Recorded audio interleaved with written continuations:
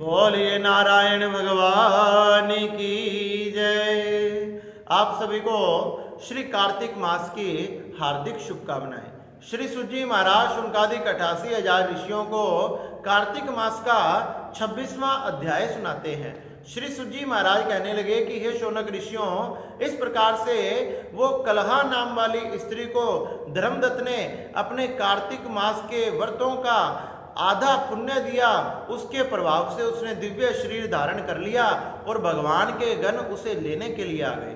जैसे ही भगवान के गण उन्हें लेने के लिए आए, महात्मा के चरणों में भी प्रणाम किया तथा जैसे ही लेकर जाने लगे तो श्री धर्मदत्त ब्राह्मण ने उन गणों से प्रश्न किया कि हे गणों, हे विष्णु के दास, हे विष्णु के भगत, आप कृपया करके मुझे ये बताएं कि जिस प्रकार से भगवान यज्ञ, तपस्या, व्रत, दान आदि से प्रसन्न होते हैं, इन सब से कोई सरल उपाय है जिससे भगवान शीघ्र अति शीघ्र अपने भक्तों को प्राप्त हो जाते हैं। ऐसा कोई उपाय बताओ जिससे भगवान शीघ्र अति शीघ्र अपने भक्तों पर कृपा कर दे।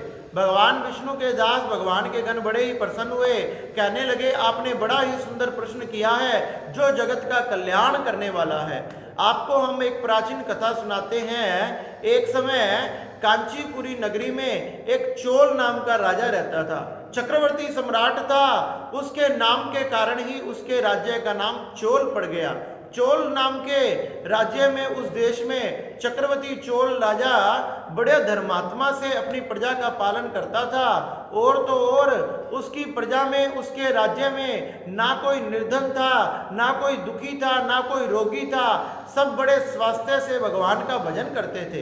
इस प्रकार से राज्य करते करते बहुत वर्ष व्यतीत हो गए। एक दिन वो चक्रवर्ती चोल नाम के राजा भगवान विष्णु की पूजा करने के लिए क्षीर सागर में गए। वहां भगवान शेष शैया पर शयन कर रहे थे और राजा ने बड़े ही अपने मनोभावों से, भक्ति भाव से भगवान विष्णु का पूजन किया।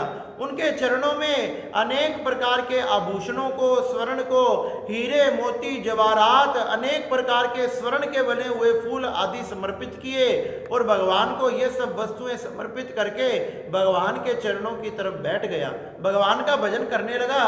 इतने में ही उसने क्या देखा कि उसी देश का एक ब्राह्मण, उसके नगर का एक ब्राह्मण जिसका नाम विष्णुदास था, विष्णुदास नाम का ब्राह्मण वहां भगवान की पूजा करने के लिए आया, जिसके हाथ में पूजा का थाल था जिसमें जल तथा तुलसी और कुछ पुष्प रखे थे।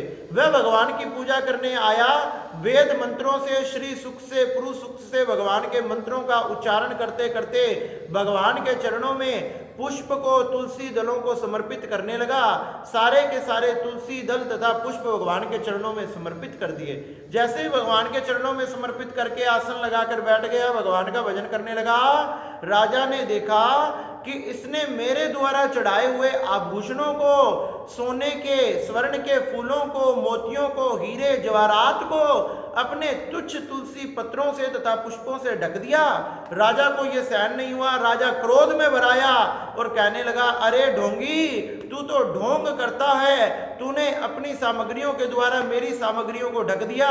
तू भक्ति करना क्या जानता है? तू भक्ति के बारे में क्या जानता है? जैसे ही राजा ने यह बात कही, ब्राह्मण को भी क्रोध आ गया। कहने लगा, राजा, तुझे अपनी भक्ति का बड़ा अभिमान है, क्या तूने अपने जीवन में कभी कोई व्रत किया है? राजा क्रोध में भर के कहने लगा, अरे व्रत की छोड़ो, क्या तुमने ये तुच्छ सेवाओं के सिवा भगवान के लिए कुछ किया है जिससे तुम्हें अपनी भक्ति पर गर्व हो सके? क्या तुमने कभी बड़े यज्ञों का आयोजन करवाया है? क्या तुमने बड़े कभी भंडारे, लंगर आदि लगवाए हैं? क्या तुमने कभी भगवान के मंदिर बनवाए हैं? क्या तुमने भगवान के निमित्त कोई धर्मशालाएं, कुएं आदि खुदवाए हैं? ये सब कार्य तुमने किया है? जब विष्णुदास ब्राह्मण कहने लगा, अरे भगवान तो भावना के भूखे हैं, भावना के भूखे भगवान हैं, ये सब कार्य करने से जरूरी कोई है भगवान की प्राप्ति हो?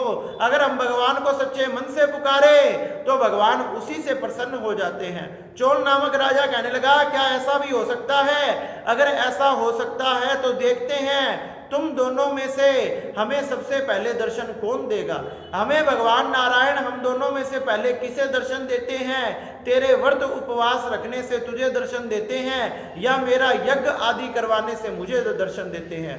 इस तरह से दोनों के बीच में बातचीत हुई और राजा अपने महलों में गया और वो विष्णुदास नाम का ब्राह्मण अपनी छोटी सी कुटिया में गया। वहां जाकर भगवान के कार्तिक के माघ के व्रत रखने लगा, उपवास करने लगा, नियमों का पालन करने लगा, धरती पर शयन करने लगा, ब्रह्मचर्य व्रत का पालन करने लगा, भगवान का नृत्य गीत आदि कर कर भगवान को प्रसन्न करने लगा और निरंतर हर समय भगवान का भजन करने लगा। और वह राजा अपने मुदगल आचार्य को बुलाया, आचार्य को बुलाकर यज्ञ का आयोजन करवाया, बड़े बड़े संत महात्माओं ऋषियों को बुलाया और अनेक प्रकार से भगवान का इस प्रकार से यज्ञ करने लगा।